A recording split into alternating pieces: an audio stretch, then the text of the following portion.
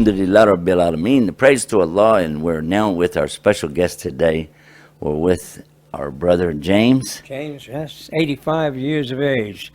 I just hope I'm strong enough to go through this interview. My throat has been giving me trouble.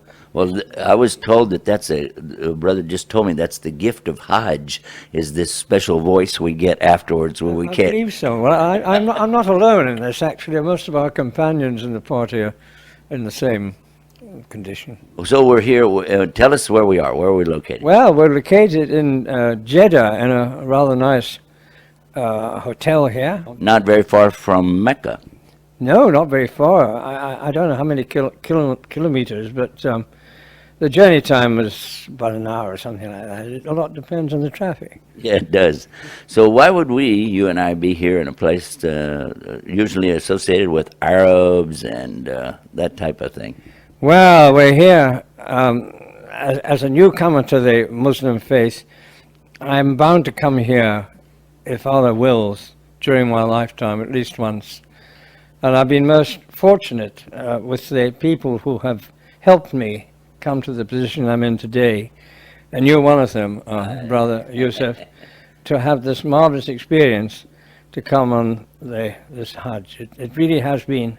It's not been easy for me because I'm not as young as I used to be, and I'm not really, to be quite honest, used to a lot of crowds of people, but it's been worth it, and I've struggled on, and I think I've completed everything as it should have been done, inshallah. That and more. I've been with you right along, and I'm sure that you've done that and more, inshallah. And now we would like to ask you a question. Through your life, now you're 85 years old, mashallah, and many people never attain that age. But in your experience, could you give us a little background, some of the places you've been, things you've done? Well, I was born in Scotland a long time ago. I have a middle-class family. My father was a doctor, but they were overseas in Nigeria, and he was overseas, and I didn't really see much of him, so I grew up with Scottish Presbyterian Christian relatives, and they gave me the background of believing in God and worshipping Him. And then complications came on in that scheme later on. I went to a Roman Catholic school, and I was confused and never really adjusted too well to what was then a sort of new religion to me. True, but then I thought to myself, look, you're getting on in age now. Now, you've always believed in God, but you haven't been praying to Him or worshipping Him for years.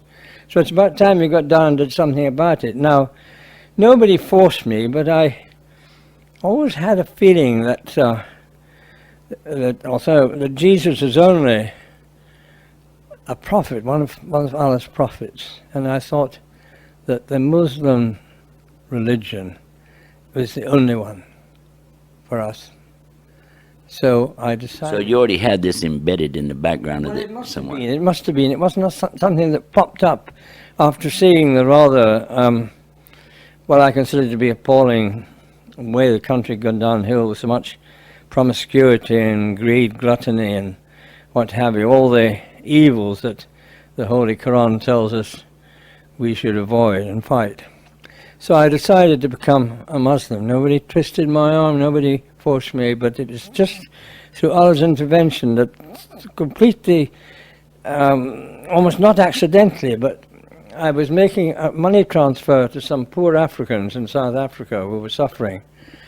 I'm not a rich person, but through a money exchange shop, an internet cafe, which was run by a Somali chap. Now, I'd been to Somaliland, and my brother had been a doctor in Somaliland at one time, so they weren't completely strangers to me. So I realized that this fellow was quite a religious Muslim, religious Somali, rather, I should say. And he introduced me to the Islamic Center in Parsons Green. And I went down to see them one day, and there and then I was accepted. I made the ashadu. The Shahada. Shahada. Excuse me, I'm really... That's all right. Go ahead. And I went, and then on the 10th of June, 2008, and it's been the best thing I've done. In your whole life. Now you're talking about through your whole life. What does this stand out as the most? I think it must be. Yes, it is.